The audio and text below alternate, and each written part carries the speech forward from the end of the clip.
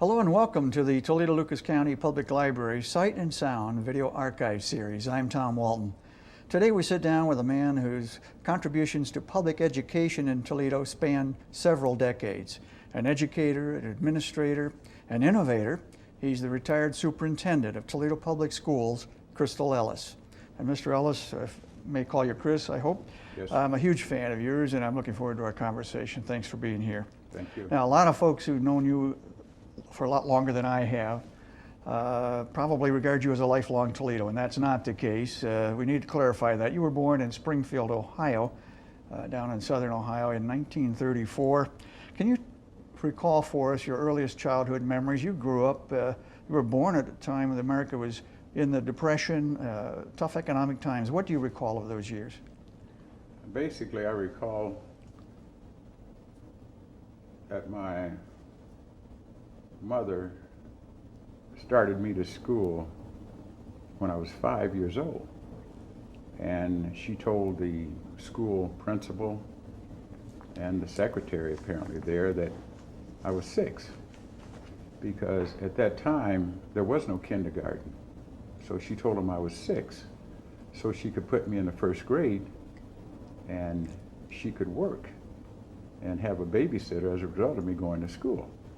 But I kept telling the principal and the teacher that I was only 5 and I shouldn't be in school till I was 6. And I should have some more time to play, not realizing that economics was my mother's pursuit to get somebody to watch me while she worked and was able to take care of me. So that first year, and I've told many students this, I said, I played in school that first year. I was on the floor crawling around.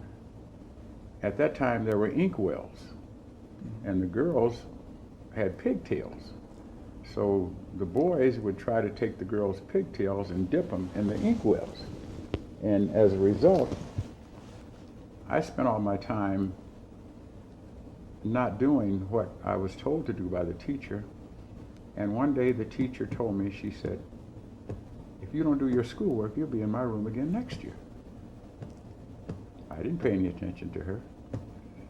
Tom, do I need to tell you where I was at the next year? I think I figured it out. I was in the first grade again.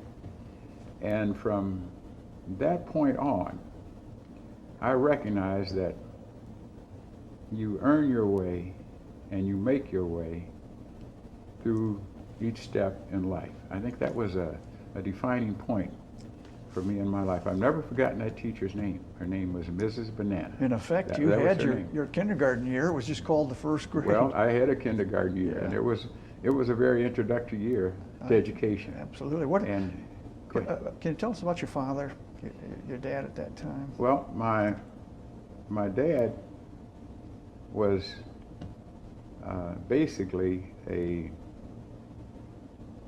baseball man, and he was one who worked for the,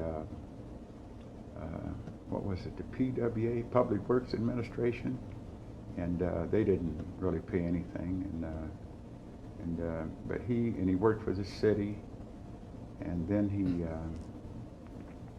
worked for International Harvester, which was Navistar. It's Navistar now.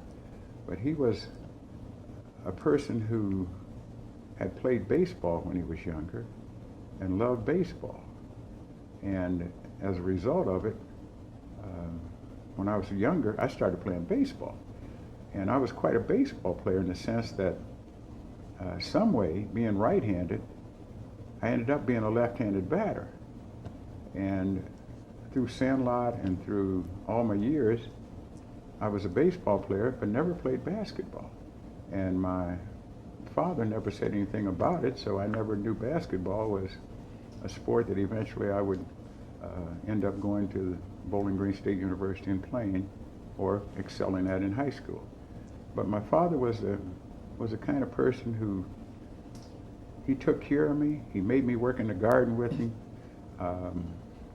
Became a good gardener too, as a result of that. He took me fishing. He was quite a man in terms of the things that and I say this because everything that he was or he tried to do, or I emulated. In other words, we don't realize how much our children recognize and follow what they see and what they do. And my father had a mustache. My father kept his hair cut close. He was the kind of person that I wanted to be. And eventually I lost my father when I was in the Army. The 2 years I was in the Army, he passed away. He had a stroke, and I had a chance to get home to say goodbye to him. But I lost my father when I was in the Army. But thanks to your father, it sounds like your lifelong love of sports was born Yes. in those formative years. Yes. And, Was there an epiphany? Was there a magical moment when you said, hey, I like sports too. I'm pretty good at this? you know, the epiphany, everybody says basically when you won the state championship in basketball in high school, was that the highlight of your life? And I said, no. The highlight of my life was when I was playing American Legion baseball, and we were playing in the city municipal stadium, because Springfield had something like a Class D baseball team. And my father's birthday was June 7th. And we had a game out there, American Legion did, and I told my dad, I said, I want you to come to the game today. I'm gonna hit a home run for you. And he came, and I hit a ball straight over the center field fence. That was 340 on the carry. And from that point on, there wasn't any doubt about my being a baseball player. And on in the high school, it was the same thing. That impression that he gave upon me, my high school baseball coach became pretty perturbed at me at one time because I hit all the baseballs out of the park. In other words, we didn't have any more baseballs to practice with. And he told me, he said, don't ever do that again. He said, hit them to left field or center field, but don't put them down that power zone to your right-handed power. And so it was baseball to begin with. And it looked as though the possibility of my going to Ohio State to play baseball was going to be there. To be the first African American to play baseball at Ohio State University was kind of in my mind. And later on, though, a young man by the name of Harold Anderson Arena in Bowling Green, had a chance to see me play basketball in the state tournament. And he convinced me that, well, I should say he convinced my father that Bowling Green was the place I should be. And so at that point, did you sort of abandon your thought of playing baseball at Ohio State, and basketball more or less took over for you as number one? Yes. I had a tryout with the Dayton Indians at the time, when I was at that point in time. And I went to the tryout, but I hadn't played any baseball. And I felt a little out of whack because at that time I was involved in basketball very deeply, getting ready to go to college.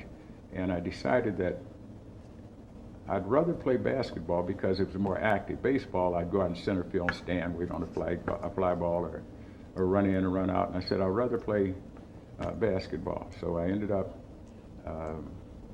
being granted that scholarship to Bowling Green State University and going to Bowling Green. And well, while still at Springfield, you won that state championship. What was it, 1950? And I read somewhere that they gave a parade in Springfield in the honor of the team, and in your honor, and scores of thousands of people turned out. That must have been something. They're still celebrating that state championship in Springfield, Ohio. Springfield's about a 95,000 population city, and it was kind of unique at that time because there were 5 junior high schools that fed into that one high school. Yeah. And in the junior highs, they were 7, 8, 9, and high school was 10, 11, 12. But in junior high school, each one of them had a football, basketball, and track team. So you had these 5 junior highs feeding in to this one high school, And you were lucky if you could make the team when you got to the high school, because it was one baseball, one basketball, one football, one track, tennis, golf. So it came to the point of where that if you didn't work hard at it, you probably wouldn't make the team. So not only did I fall in love with basketball, because exactly I ran cross country to get the best that I could there, and I played with the older players who played around the city. And the coach there was a man by the name of Elwood Pitzer, and he was probably the most articulate, I would say the most detailed coach that I had in the years that I participated in sports. He had us pass the ball maybe 6 times before we could take a shot, you know, and that was non-traditional at that time. But it's non-traditional now. But he grounded us at the point where that when we were sophomores, our first year in high school, because high school there was 10, 11, 12, he had all of us sign a sign, and he hung it up in the gymnasium. And he, being my coach, Elwood Pitzer, being the art and sculpture teacher in high school, he put a big sign up there that had the capital of the state of Ohio on it. And he had put up there, "State champs or bust." This was in 1949. And he had all of us sign it. Well, we didn't win the state championship that year. But the next year, we kept looking at that sign. And we got through the season, and then the city started to say, "We want you to win like you've never won before, because we think you are a great team." I don't know if our coach planted this, but all at once we start getting letters and everything, and the whole attitude changed about the team. We decided, we met in the locker room one day and we said, "We're not going to lose again. Nobody will beat us again." Well, we went to the state tournament, and we were 11-7 when we started. We had won 11 games, lost 7. We didn't lose again. They ended up saying, how does a team with 11-7, a commitment was made by the team. And when I look back on the careers of the players who were on that team, there was more than a commitment made to basketball. There was a commitment made to a life, to a way of life. One of the players became a top surgeon in Springfield, Ohio. He operated on our coach maybe 2 or 3 times. One became a lawyer. He's a Philadelphia lawyer now. One became what we call an accountant. 2 or 3 worked at Navistar. One went back to our high school and became one of the coaches. It's a matter of, one became an airline pilot that flew out of You all had the same goal. We had the Teamwork goal of achievement. made it happen. And someplace along that career, this goal was lit by that community and that coach who got behind us and pushed us to, I always said, they pushed us to a place we never thought we'd be until we realized we could do it. And that was in 1950. Well, Springfield had won a state championship in 1925. And their history teacher, my history teacher, was still there teaching. He was the coach of that 1925 team. And one day it was history class. He was teaching history. This was my 10th grade year. No, it was my 11th grade year. It was the year we won the state title that I was in his room. He said to me, he said, "Well, what do you think you're going to do this year in basketball?" I said, "Coach," I said, "I'll probably be on bench. The center from last year will be back. And I said, I'll probably be the center. I mean, he'll probably be center, I'll be a sub. He said, if that's the way you want it to be, that's the way it will be. He said, but why don't you decide that you're going to be the center and he'll be on the bench? Well, this player I'm talking about was playing football. I didn't play football. I was running cross country.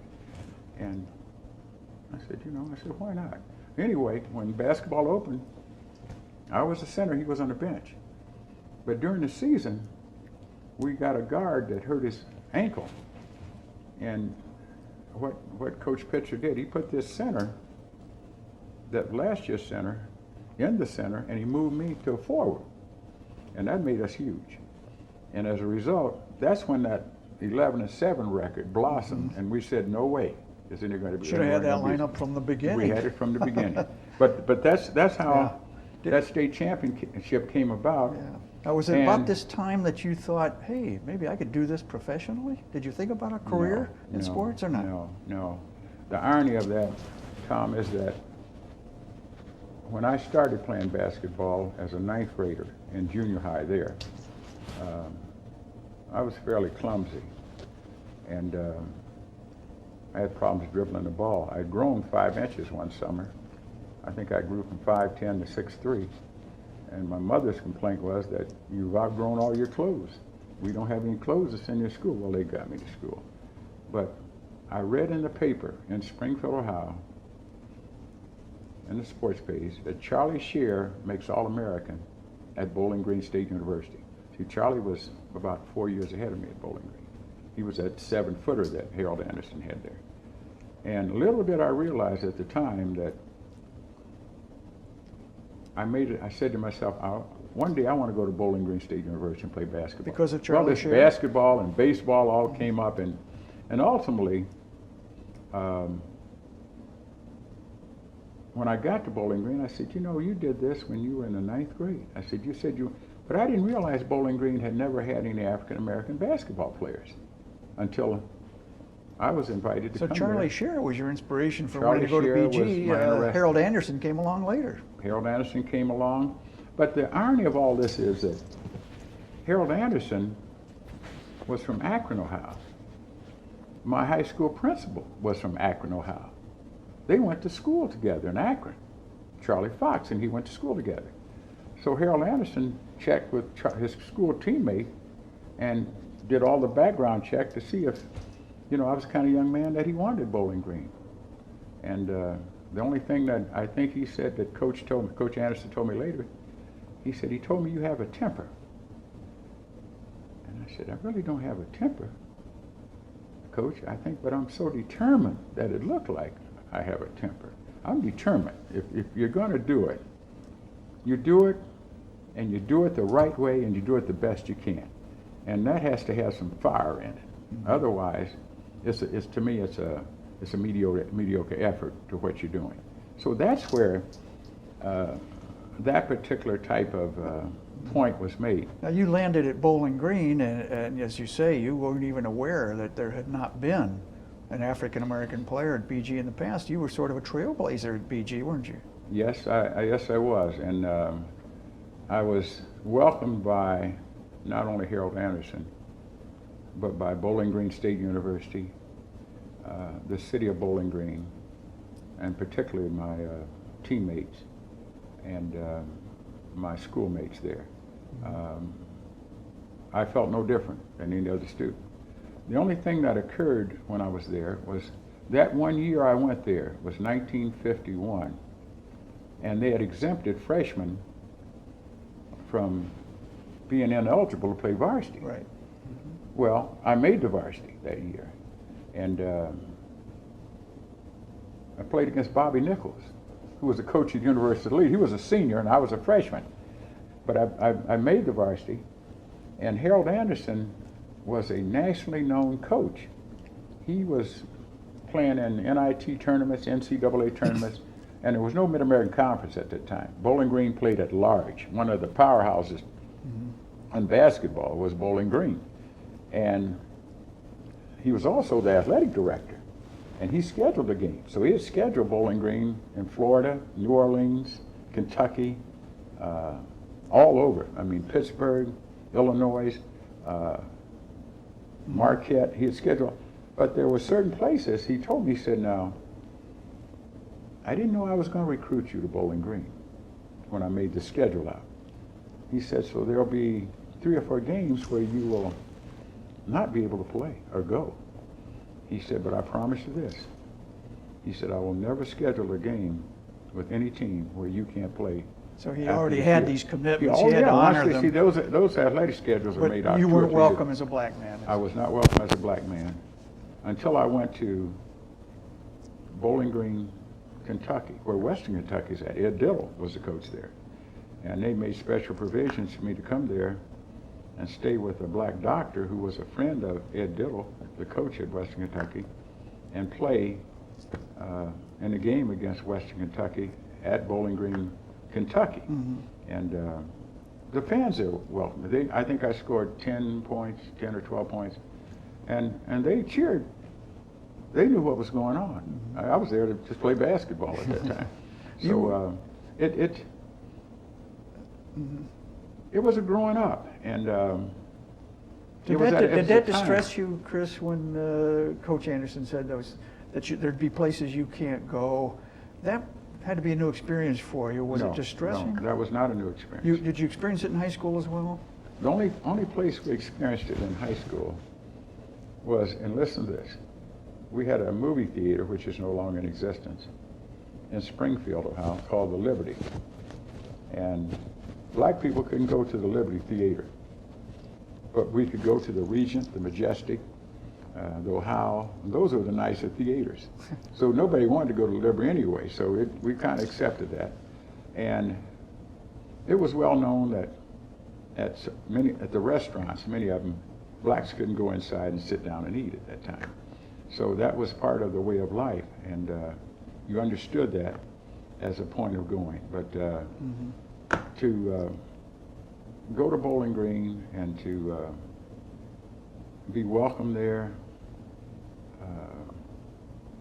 and that still makes me glow when I think of Bowling Green. I always say when I go down to Bowling Green to speak to the students, and I do that frequently, or to be there for some meeting.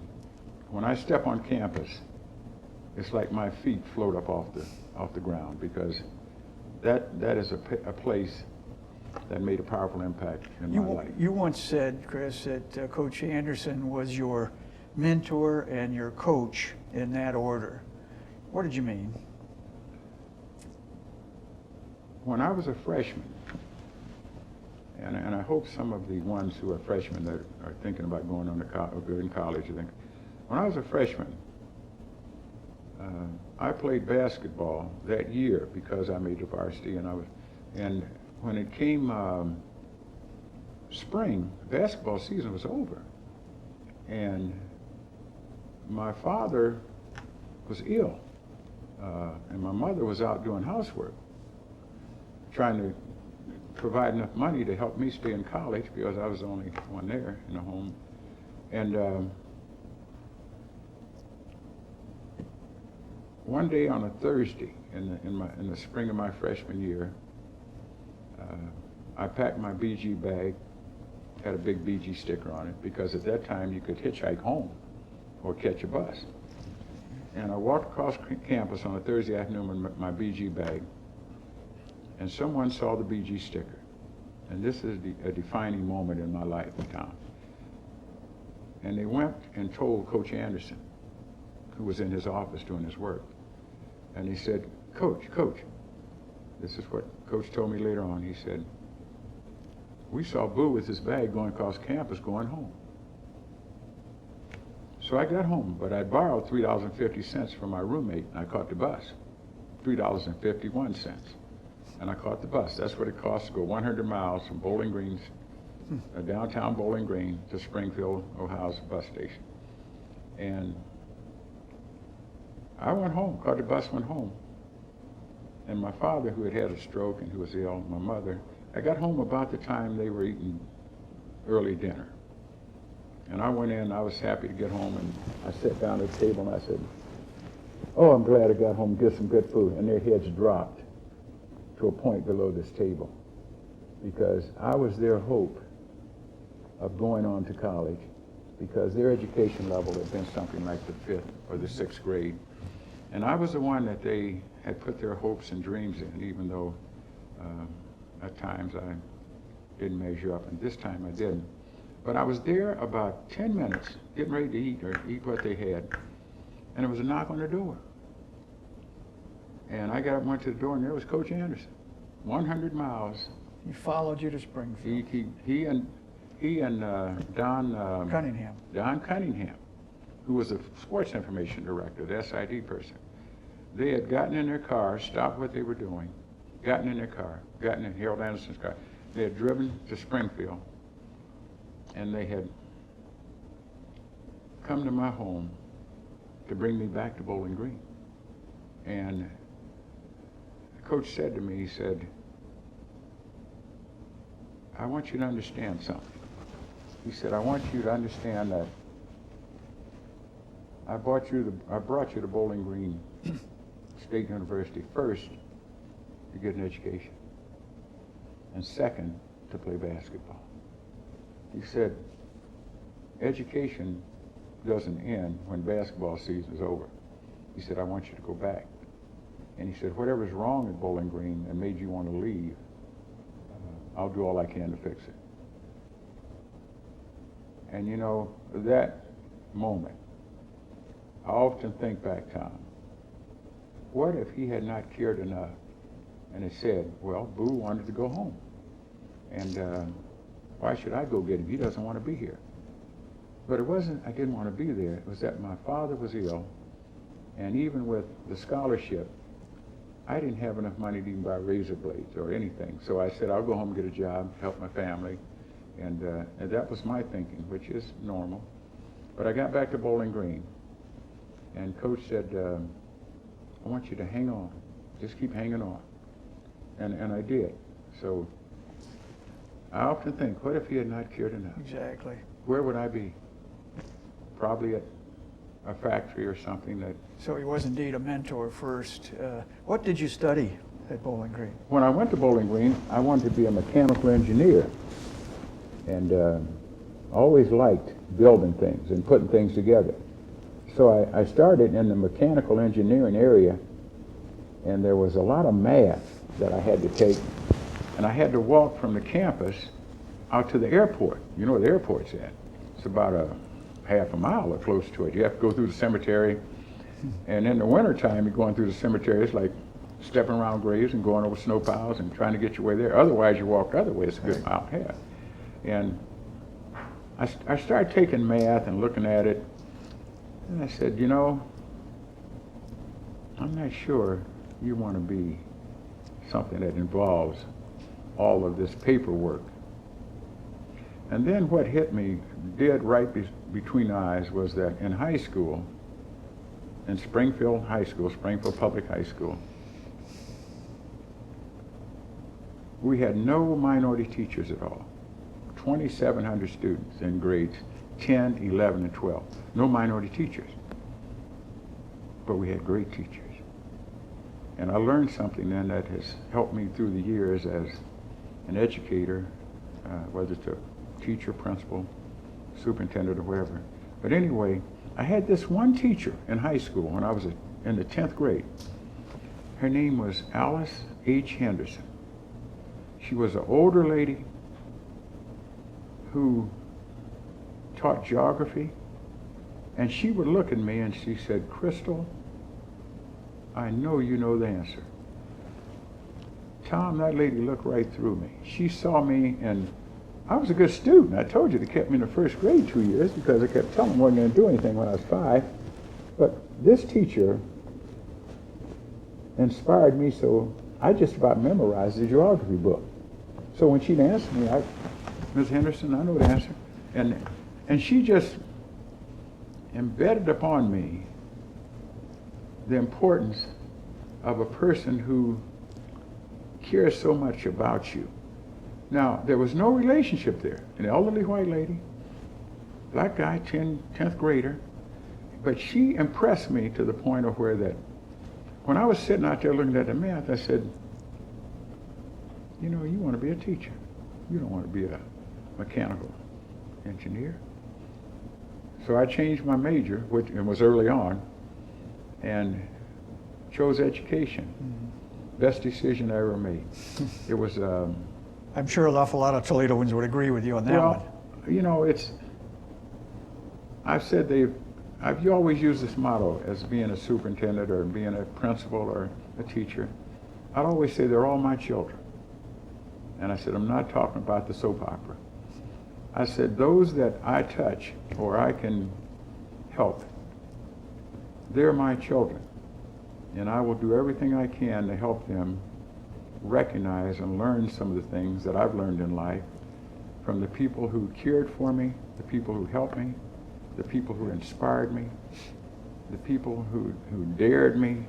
You know, I went to high school as a 10th grader, still clumsy after being a 9th grader in junior high. And my coach, Elwood Pitcher, said, he looked at me and he said, you're going to be the best center Springfield High School's ever had before you leave here. And I wasn't stupid. I'm thinking, I can hardly dribble this ball down the floor.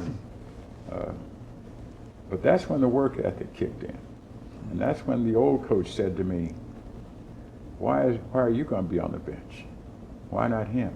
Exactly. That's when the cross country, where I ran the 100 miles to become a member of the 100-mile club, where the basketball floor looked like 3 steps compared to what I'd been doing, and where that I became a whole different mental person in terms of what I could do and what I couldn't do. The players who played with me quite often said, you know, he said, you played more above the rim than you down below it. At that time, I was in that unique, I guess, physical time of life where I could do that. And I look back and I said, these people gave you some things that you have the responsibility to pass on to others. And here's the irony where Harold Anderson's impact just continued on. And when I say he was a mentor, my senior year, well, let's go back one step. After going to Bowling Green 2 years, financially, even with the scholarship, my family was hurting. And I couldn't get a job after my sophomore year in Springfield, couldn't get a job. So the Springfield Reporter said, what are you thinking about? I said, well, I'm thinking about probably joining the Army because I can't get a job. We don't have any money. I said, I can go back to school, but it's going to be hard on my family. So I joined the Army. And a Springfield colonel that was in Fort Belvoir, Virginia, saw in the Springfield News that I was headed for the Army. And he contacted me, and I ended up at Fort Belvoir, Virginia, right outside of Washington, D.C., playing on a basketball team after I did my basic training that entertained the troops. There was a guy by the name of Dick Grote was on that team. Dick Grote was the All-American from Duke University, who became the Pittsburgh Pirates shortstop and the St. Louis Cardinals shortstop. And a kid out of Cleveland named Don Bird. There was Ed Diddle Jr. Remember, I played against his father's team. Mm-hmm. He was on that team. Paul Lansoff from Middletown. He was from Kentucky. I got grouped up with a group of guys who we toured and played and entertained the troops while we were in the Army. That was our job. I thought I would be there 2 years, and then the Army, who had trained me to be a medical person, needed my medical number in Germany. So that 1 year I played there, and then the next year they said, we need you in Germany. I said, no, I'm supposed to stay here 2 years. He said, nope. I went to Germany for 1 year left in the Army, and I said, by the time I get over there, they said, you're supposed to go to Germany. I said, okay. I went to Germany, and I missed America so much. A whole different culture, a whole different life. I wrote Harold Anderson a letter, and I said, Coach, I said, if I decide I want to come back to Bowling Green, is it okay? He said, your scholarship is still here. You have 2 years left on it that you can come back and use it. So I did my year in Germany, played basketball, traveled all over Germany, was the coach of teams, they had lieutenants on them. I grew up immensely. And when I went back to Bowling Green, after 2 years of being in the Army, I picked up that catalog and I said, this is what I need to do to graduate from here in 2 more years. And the swimming coach, Cooper. Dr. Sam Cooper, he was my advisor. And he came to advise me. I said, Dr. Cooper, I really don't need you. I said, I can see what this catalog tells me I need to do and what I have to do to get my place where I can graduate. And I became what amounted to at Bowling Green State University, an athlete who was getting A's, because I knew what I wanted to do. I'd grown up. And Coach said to me, Coach Anderson said, Boo, he said, you're different now than when you were here earlier as a student, your first 2 years. I said, yeah, Coach. I said, I know what I want to do, and I know what I got to do to do it. He said, will you tell your teammates, because they were younger, I said, will you tell your team? I said, I'll tell them, Coach. I said, but I don't think at the stage you're at, some of them, they're going to listen, but I'll tell them. I said, they have to experience some of the things before you really realize what they are. So I was ready to graduate, and a man by the name of Erie Chapman. Erie Chapman was the head of the Toledo YMCA. He was at Bowling Green recruiting, and he missed an appointment. And he drifted over to the men's gym where Harold Anderson was at, my coach. And he asked, Coach said, he said, you know a young man who might be interested in a career in the YMCA? And Coach said, I don't know what Boo is planning to do when he graduates. He said, but he's in the dorm. He said, you may want to talk to him. He said, I'll see if he's there. So I went over and I met Erie Chapman. And I had wanted to go back to Springfield, Ohio, and teach. But at that time, Springfield was not hiring black teachers. And I couldn't get a job there. Even when my coach, Elwood Pitzer, my high school coach, wrote me a letter of recommendation, they still weren't hiring minority teachers. They had great teachers there. I mean, got one of the best education you could ask for. But anyway, I met with Erie D. Chapman, and he invited me to go to Columbus for a conference.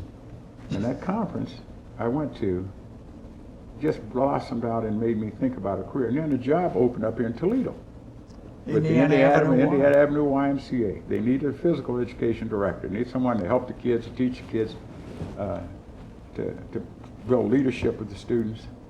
And they were trying to build the Y's image up again because a young man had drowned in the pool there. They left the door unlocked. And that was 1957 when I graduated from Bowling Green State University. And I came to Toledo in October 11th. I'm sorry, October 7th, a few days ago. But I came to Toledo, and this city, those people at that Y, and that community, and this city in general, just made me feel that we've been waiting for you. And I had come here to spend 1 year and probably going to get me a job teaching. Well, it became my way of life. My job didn't have work hours. My job had purpose and mission hours. It became a sense of the community from the people who were active and leaders in the Y. We had the attorneys, the minority attorneys. You talk about Judge Penn, you talk about Judge Franklin, you talk about Dr. Harris, Dr. Goodloe, you talk about Roy Shelton, Police Department. You talk about Clarence Walker Jr. You talk about Eddie Cole, an attorney. You talked about people in the community who was making good things try to happen in lives of people. And I think that's when the blossom. Sounds like you found a home. It just became a way of life for me. And there was no work hours. We worked 10, 12, 13 hours a day. There was a purpose, not really a work day. We weren't really teaching yet. Well, it wasn't what your degree had thought, prepared you I thought that I had found my real meaning in life, and that was to help other people.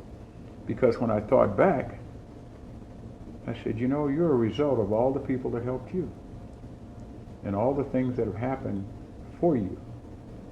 And I stayed with the YMCA for 13 years. I was 36 when Jim Foltz, the principal of Libby, and Jesse Norman, who had taught his son how to swim, he was 5, and during that time of teaching all the swimming, I taught thousands of children how to swim.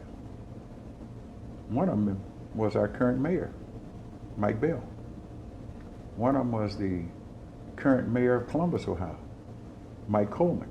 His father was a doctor here in Toledo at that time, his family lived here. And I just thought thousands, and I could see my work of my life in terms of making a difference in the lives of young people. That was it. I had found it. And when they asked me to leave the Y and go to Libby,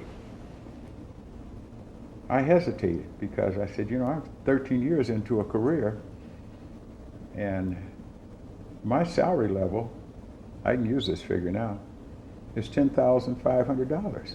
I said, you know, you don't know whether you can reach that or not. Well, there was a superintendent here, and I can say this and include myself.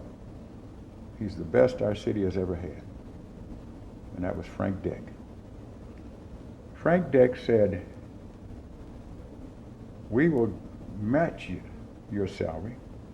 We'll give you 8 years experience. We won't give you 13. He said, we'll make you the department co-chair, and we'll let you be the golf coach. Well, all these things I was doing. I had golf clinics, played golf. He said, but we need a basketball coach at Libby. We need someone to replace Bert Spice. Bert is resigning. And he said, you've been in that community, and you know that community, and that community knows you. And we want you to go to Libby. He said, we'll match your salary. Whatever you make me to Y, we'll match it. And I started thinking, I said, you know, I said, I always did want to teach. That's what I went to school for. So I went back to Libby. And the first year, this blossoming of what ultimately would be the rest of my life came very clear. We won the city championship that first year. And at the end of the game, we won it in a triple overtime. Macomber High School, they had the best high school team that Toledo had since back in the 50s. I mean, they had Wardell Jackson and Dudley Brown and another kid who was 6'8". Well, we beat them in a triple overtime at the University of Toledo in the old men's gym, Centennial Hall, I think. Not Centennial Hall, the old field house. And the kids came in after the game. The team did. Our team came in and they came to me and said, Coach, we did this for you because you believed in us. Because Macomber had cleaned our clocks during the year. They said, but we said they weren't going to have another practice with us. So we ended up winning the city championship my first year over there. And it was just one of those moments that you see what can happen when you... You saw your future. Well, my future had seen me someplace along the way. And I stayed another year, stayed one more year, and we went to the regional. And Then a guy by the name of Frank Dick said, I want you to go develop us. I want you to be an assistant principal. And I said, I'm not certified to be. He said, take the job, get the certification. So I drove back to Bowling Green at night, worked at DeVilbus with the Farley Bells and the Terry Crosbys and the Jerry Blantons and the kids who went on, a lot of them I still see around the city. I mean, it's, the city is my family now. And there's something I wanted to ask you about before we get away from those years completely. At some point you acquired the rather whimsical nickname of Boo. You've referenced it several times in our conversation here. How did that come about? my mother said it was the first word I said. Says the first word I said was Boo. There was another professional basketball player who from Hamilton, Ohio, who went on to the NBA named Boo Ellis. His nickname came from me. I wondered. Hamilton and Springfield played in the Greater Ohio League, and he played with Minneapolis. He was playing. He played about 3 years after maybe 2 years after I left Springfield, and we'd won the state championship. Hamilton went on to win a state championship, and but because of you, Boo Ellis, he became Boo Ellis. I'll be darned. And he played with Minneapolis. Some people would say to me, "Hey, Boo, I saw you play last night here in Toledo." And I said, "No, I wasn't playing." But they called him Boo Ellis, and they'd heard me be called, my nickname being that. But I said, "No, I was here working with the YMCA." I said, "I tried to explain it." Well, that's but really, that's a great story. And, certainly, one of the most important events in your life occurred, Chris, when you met and later married a young lady named Shirley. Oh, yes.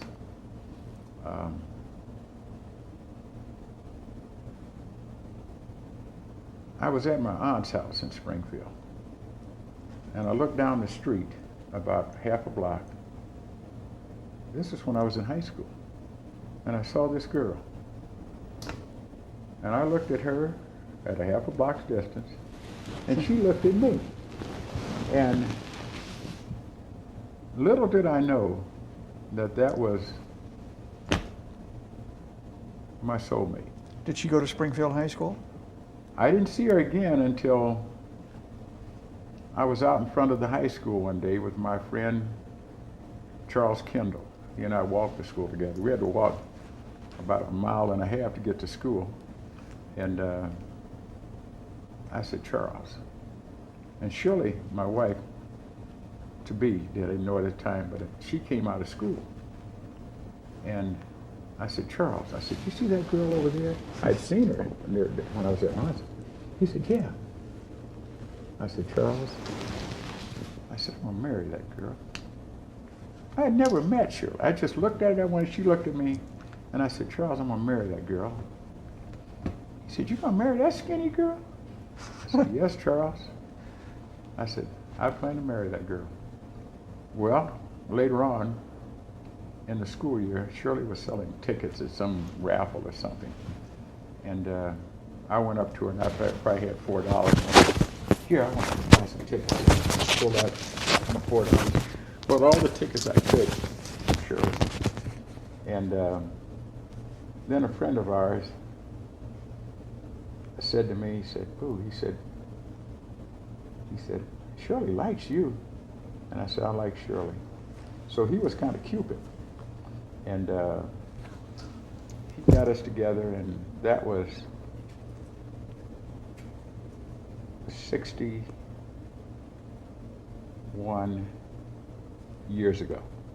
Oh my gosh. Shirley and I have been married 55 years. For 6 years, she was going to nursing school, and she became an RN, and I was going to college in the Army, back to college. And now, was she a sports fan?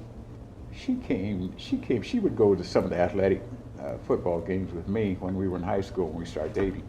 And then she would come to the basketball games. But that was basically that she was not athletic in that sense. She was, in my eyes and still in my eyes, she was the most beautiful girl in high school.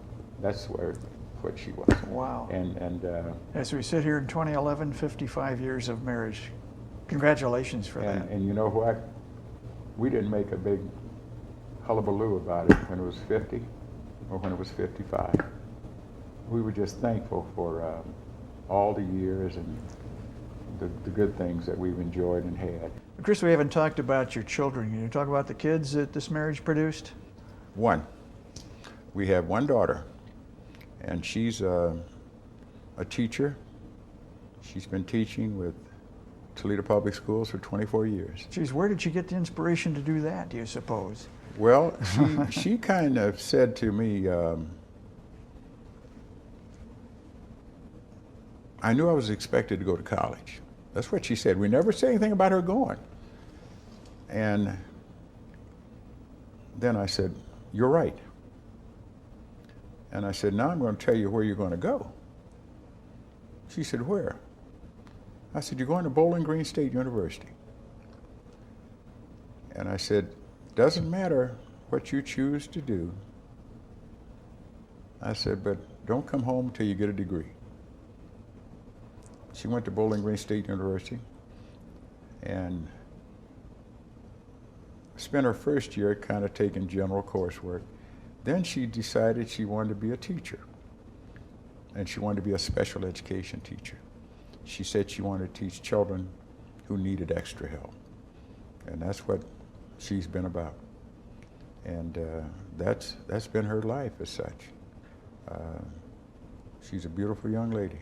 Well, that's great. And you've talked about your first assignment for TPS was at Libby before you moved on to DeVilbiss. So Libby, of course, today, as we sit here in 2011, Libby faces demolition. Yes. How does that make you feel?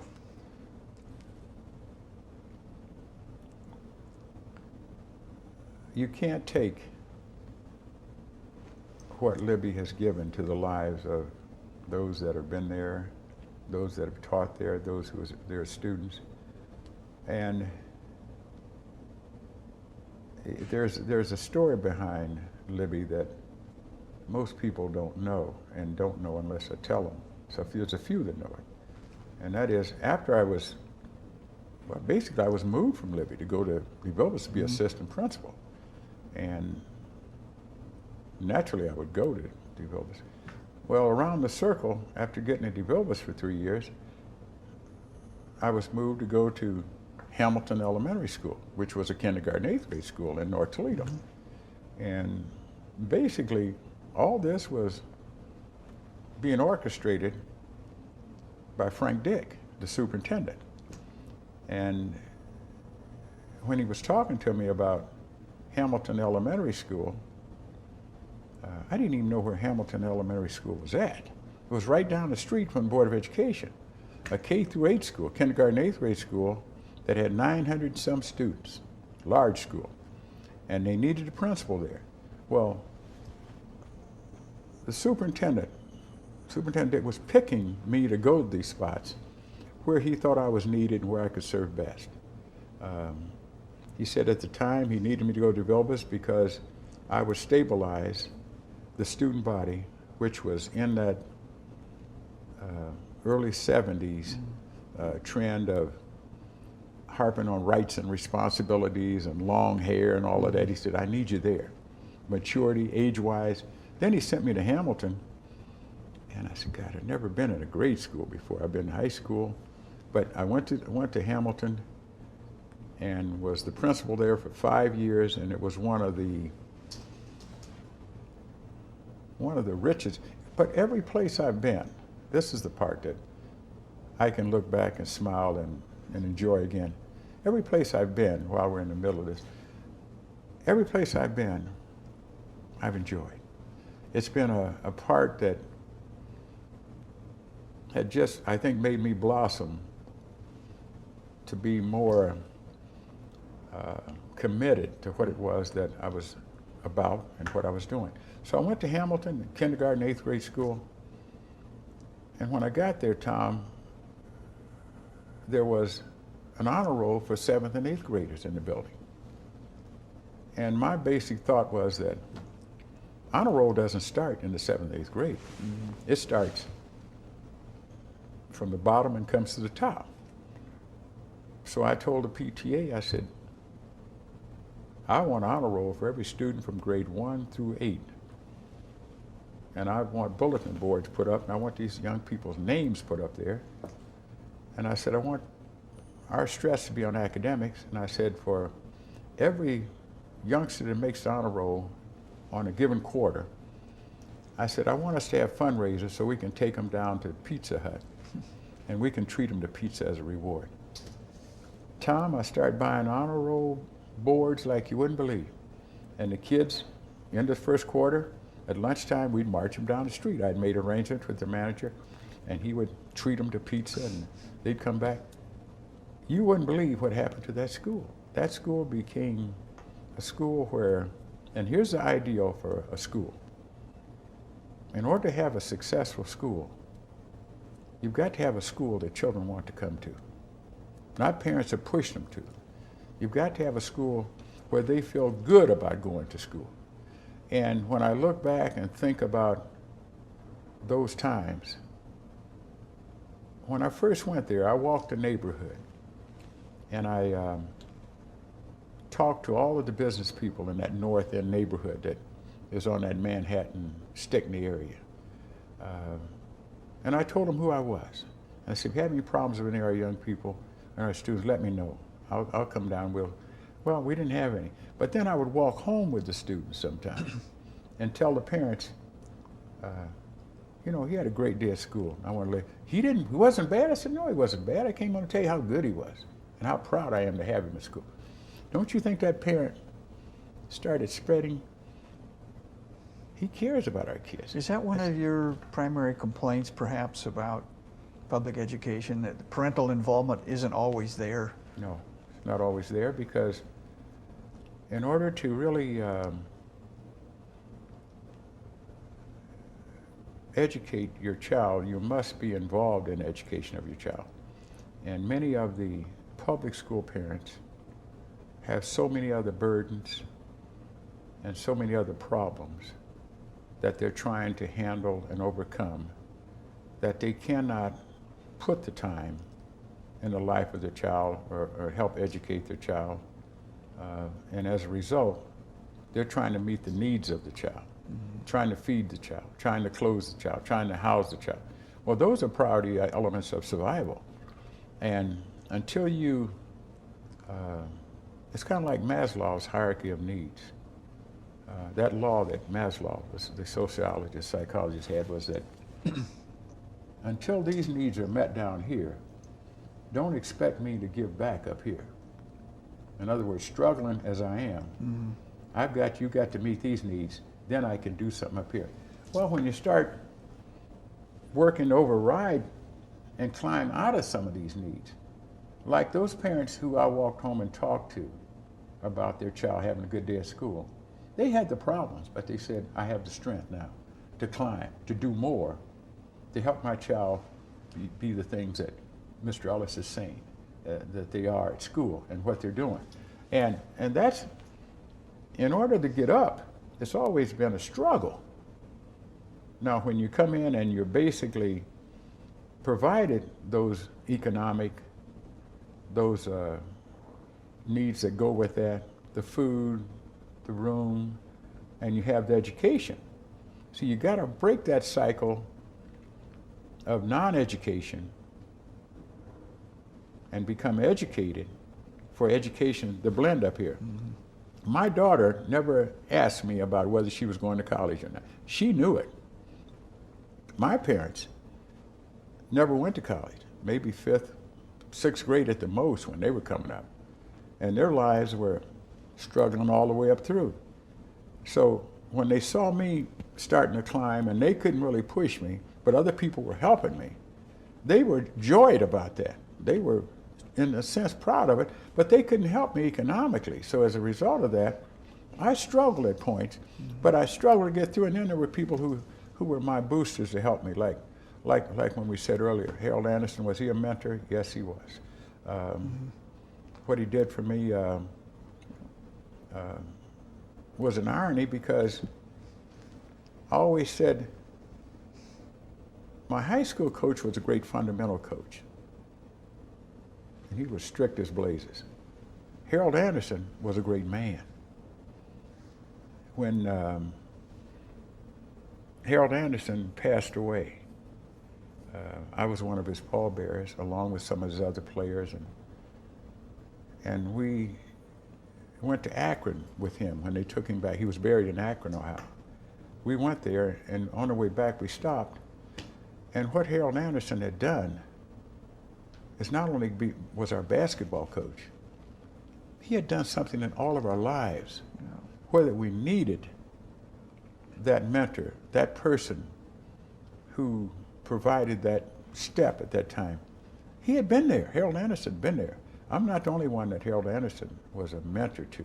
He did that for, I think, all the players that came under him. He was that kind of a person. Didn't you learn yourself how to be a mentor? Obviously, thousands of young Toledo children would say the same of you.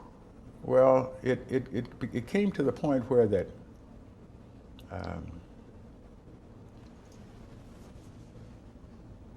if you tell somebody something or give somebody something, and you keep giving them that, you keep supporting them, pretty soon that becomes their way of life.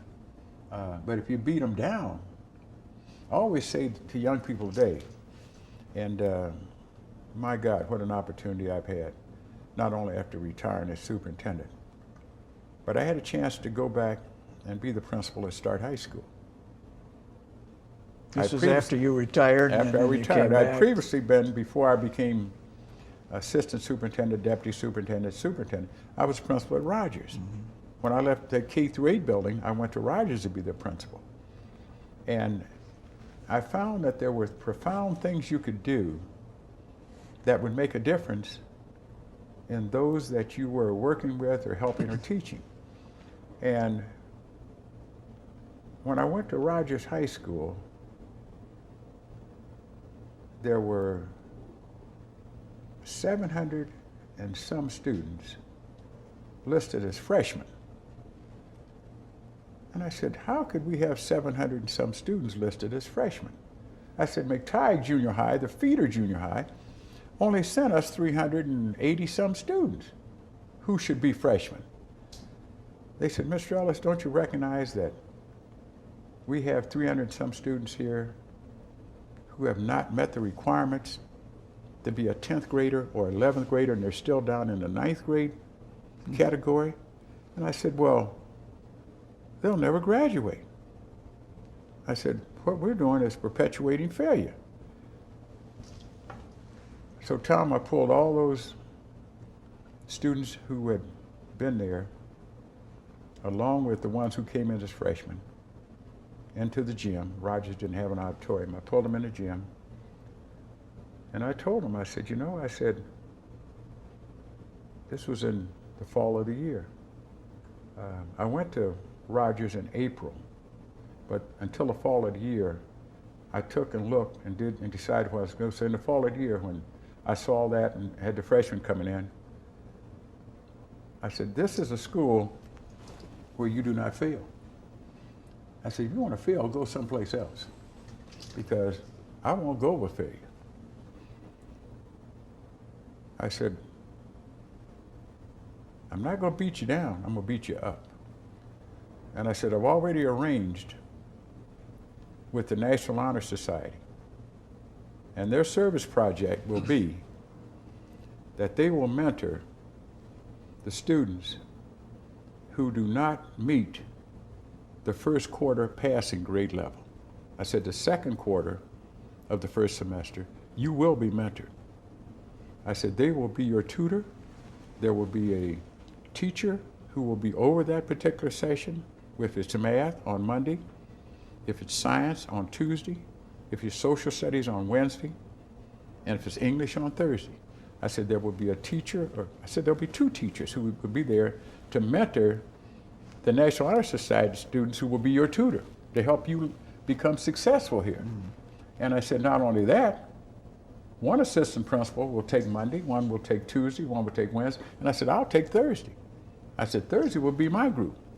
I said, we have some teams in this school now that they're called teams of success. And I said, we'll stay after school that whole second quarter. That is, unless you get good grades the first quarter, you're going to be in tutoring the second quarter. I said, I'm going to let you fail. How'd that work out? I said, they wanted to know how I was going to do it. I said, what I'll do, I said, at midterm, I said, the first part of the first quarter, halfway through, about 8 weeks, you get a report and you send it to parents. And I said, for those of you that are not meeting it at that time, I said, I'm going to notify your parents. I'm going to keep you after school. I'm going to tutor you. I'm going to bus you within 2 blocks of where you live. And I said, I'm going to help you. And I said, if they don't recognize what I'm trying to do, I said, I'm inviting them all to a meeting. Those of you that get interim reports of that first quarter, I said, invite all your parents to a meeting to meet with me. The parents came. And at the, those that were there, they wanted to know, well, what are you going to do if they don't pass, Mr. Ellis? Or they don't come to the tutor? I said, I'll suspend them from school. Now, there's a whole process of suspending students. One of them is you must give the intent to suspend. If you don't do anything beyond the intent to suspend, nothing happens. So all I would do with the few that wouldn't come, I'd give them an intent. And say, you got to take this home to your parent. Mm-hmm. It's signed by you, you take it home. And you know, the kids started responding in a way that you wouldn't believe. And kids started saying, they said, you know, I like my tutor. Their tutors were the upperclassmen who had selected to be a math tutor on Monday or an English tutor on Tuesday. They selected their service area. By the National Honor Society standards, they must provide a service in a school. Ours at Rogers was to tutor those students who needed the help, and for the upperclassmen, here it is again, to reach down and help those that needed the help to be successful at Rogers High School. And we had a powerful National Honor Society director there, a lady by the name of Paulette Dewey. Was she energetic? And I knew her when I was at DeVilbiss. And she was the kind of person that the kids just responded to. Well, anyway, the grades started coming up and the things started going good. And the next year I was starting to have the program again, and Hugh Martin had become superintendent. And he said, I want you down at the board building. I said, no. I said, I don't want to come down there. I said, I'm basically happy with what I am and what I'm doing, because I'd always wanted to be a principal. My goal was to be a principal. Mm-hmm. And I had been a principal, elementary, K through 8, assistant principal, coach. And I said, I want to be principal. And Rogers was responding. I mean, the teachers, the whole community. Mm-hmm. He said, Dr. Workings is leaving. He said, I need someone who knows elementary, middle school, and high school. He said, you're it. And I said, no, I don't want to leave. He said, think about it for a while. Then he called me back and he said, time is running quicker than we think. We need you down here. And I said, oh my God. So I ended up going. Chief of staff, is that? No, I became the deputy superintendent. Okay. Well, I went down there as assistant to Kilmartin, and then I became the deputy to Ruth Scott. When Ruth Scott became superintendent, Hugh Kilmartin was saying, I'm going to leave. I had been there a year at the board. And he said, I'm going to leave. He said, I want you to consider being, I said, no, I've only been here a year. I said, I'm not ready for that. And then Ruth Scott was the assistant superintendent of personnel, and she wanted a job, and she said she only wanted a job if I would be her deputy superintendent, which would deal with the problems that would help the district in a way that she knew I could from K through 12. And I told her I would. And here's the thing that I put in here now. Don't ever say never. You'll never do anything. Because early on, way back when, I remember saying, you know, I'll never work for a woman. because they're picky, they go over things, they go into detail. I said, a man, I worked for Ruth Scott as the deputy superintendent for 5 years, and I've never enjoyed anything more than that. She supported, she said, whatever you do to help our children in the school district, I support. So they took me away from Rogers, where I had the tutorial program underway, and they took me down to the board along with handling the public complaints. They decided they would make a policy on public complaints, and I was the person who would handle public complaints. And I decided that my public complaint response would be more face-to-face than in writing. So I'd invite the parent in if they had a public complaint. I'd invite them in. We sit and we talk about the problem. And we'd meet some middle ground someplace in there. And we'd get some reasonable solutions to them. And then I'd go to a home. If they couldn't come, I'd go to their home and talk to them about the complaint. And it became a link to the community. And then I started a program that kind of blended all the way through my years at the Y, my years as a grade school principal, or K through 8 principal, my years, and I started a program that says, basically I said, I want a program that instills within our young people the thought that I can succeed. So I started a program called I Can Succeed. And I got all of the top community people who were professionals that I knew, that I played golf with, and I told them, I said, on Wednesday, I want you to give 1 hour to a school for about 6 weeks.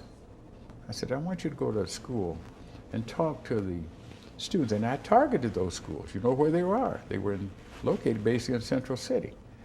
And I said, I want you to tell them how you became successful.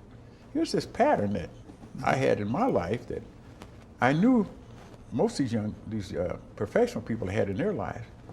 And that program called I Can Succeed became just a powerful instrument in the lives of these young people. And then Floyd Rose said, I want to be a part of that. He was our ombudsman. And I said, Floyd, I said, what you and I need to do is be the subs. When somebody can't make it, you and I need to fill in at those spots. I said, I don't want to and Floyd Rose worked with me like a Trojan. I mean, he and I always worked pretty close in many things. So it became the real way of my working with, and people came down with a complaint about children being in danger going to school. I could make things happen. If they deserved a bus picking them up, I'd get that bus there. And it became just a meaningful job that I had down there that Hugh Carmartin had recognized that I was, I guess, a little bit more astute about community and about the things that weren't total in terms of being schools is math, science, English, and social studies. School is the culture of life. It is life. And if things are right, the airplane will fly. If things are wrong, you'll never get it off the ground. Well, I would suggest that the airplane flew pretty well for you ultimately, because you became superintendent of Toledo Public Schools. And it leads me to a question I wanted to ask you as we begin to wind down. There's no secret that Toledo Public Schools has changed a great deal from when you began working at your first assignment at Libby High School. I think in the mid-'60s, TPS had something like 64,000 students. 63, almost 64,000 right. students. And here we are in 2011 with barely a third of that enrollment. About What future do you see, Chris, for urban public school districts like Toledo's? What's the future hold for them? The urban school districts and Toledo's made the first step, I think, in that direction that will help. And that is, there was a person who was at Bowling Green State University, I think, who epitomized what I think he did at the university. Bowling Green was partially that way, but he just brought it to the forefront, and that was Dr. Sidney Ribot. He brought the whole philosophy and mentality that public schools must have to be successful, but his was at the university level, and that is, in order for a school to be successful, you've got to have a sense of community. This thing of involvement and being a part of, and there being meaning for it and of it, and results that can come about it, is what I think we've gotten isolated or some way away from, but I think Toledo Public is moving back to that now. How quickly and how rapidly, I don't know, but it's urgent. It's urgent. Each year, we lose another 1,000 students. Yep. And these students that we're losing are students that we could help, and we must help, because education is not simply within the walls of the building. Education is in the framework of the minds that are part of that building. So there's got to be more community involved in our schools that helps meet the needs of the people who are not making it in our schools than ever before. Mm-hmm. No, schools are not what I would call social agencies, but schools have got to be social stair steps to a higher level, to a greater meaning in life. And this comes from strong ties of relationship. And I see it, but I didn't recognize it at the time. It came from my indicating to you that, number one, I care about you. And number two, you can trust me. And number three, I recognize that it's not an education now, it's become a mission. That's where it's at. Mm-hmm. The needs have become greater. The family structure, in many instances for our children, is fragmented.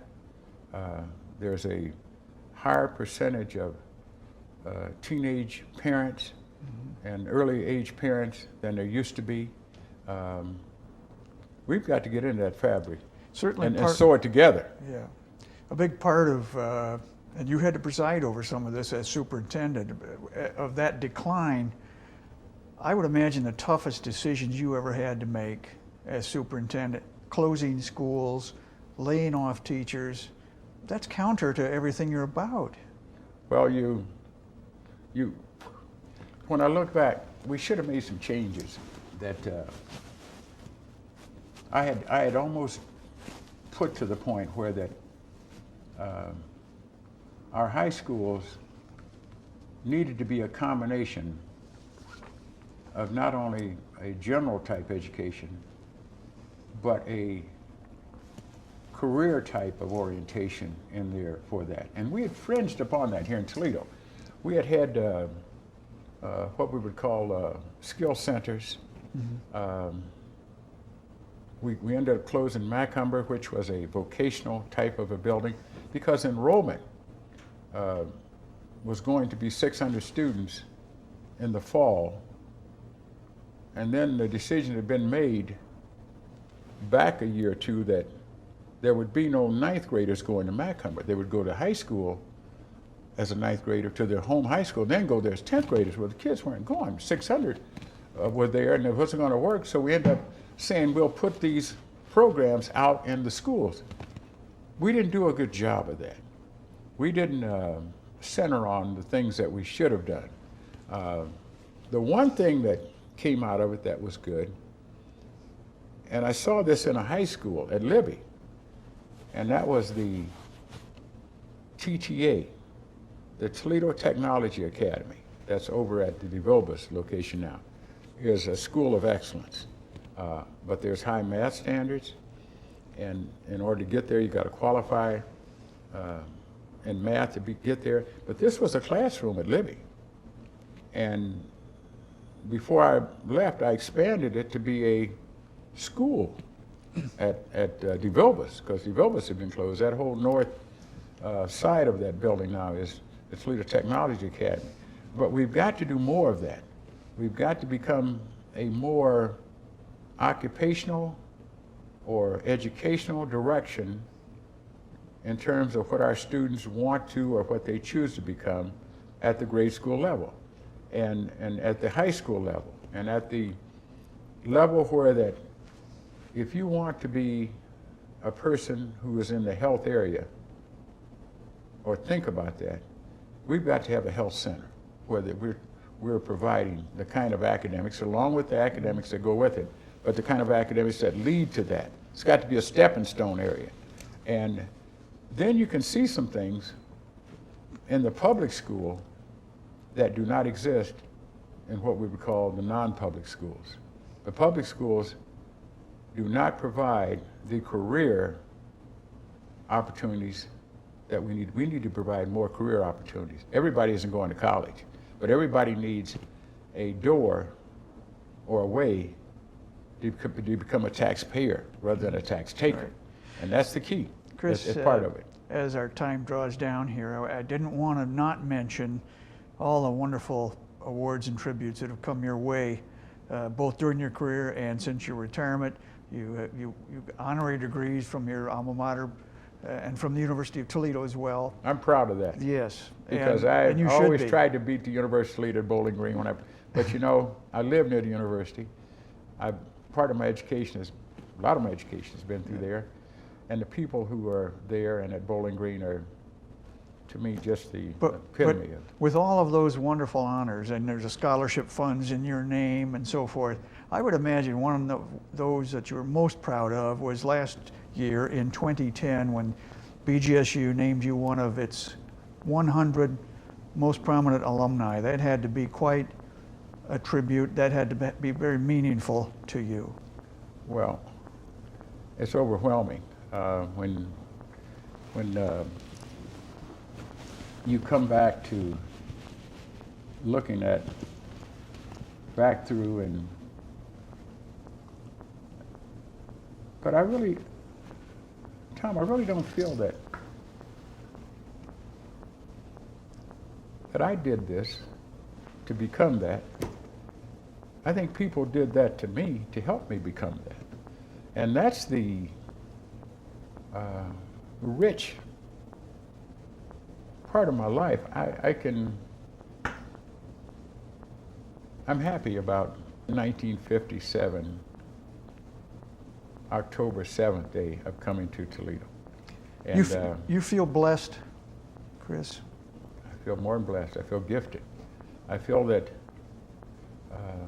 I've been used to make differences in the lives of the people who I've had the opportunity to work with. And it comes down to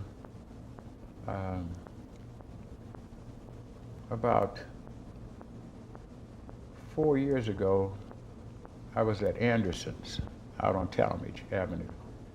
And I usually go out there sometime and walk through the store like a lot of people do and taste the fruit and buy a few things. And this one lady came to me. She said, "Aren't you Mr. Ellis?" I said, "Yes, I am." She said, "I used to work for you when you were superintendent. I'm a retired teacher." And I said, "Ma'am," I said, "I'm glad you said hello." I said, "But I think you got that a little twisted there, what you just said." I said, "When I was superintendent, I used to work for you." I said, "Because you were the ones, you and all the others, who had direct contact with the children every day." And I said, I wanted to make that the most wholesome, powerful environment of support that I could. And I said, she said, "Oh, I never thought about it that way." I said, "Well, it's the children that count." And I said, "I'm up here trying to make what's happening down here count." She said, "Oh," and she was just, but You know, I said that almost spontaneously. It wasn't that I thought about that, but when I thought back at it, I said, that's what I was doing, and that's what I should have been doing. Very telling story. Yeah, And you worked I for don't. her. And one person said to me, "Why didn't you have the CEO in your title?" I said, I looked at the Board of Education policy book, and I read the responsibilities of the superintendent. It says right at the front. And I said, the title was superintendent, and I said, that was enough for me.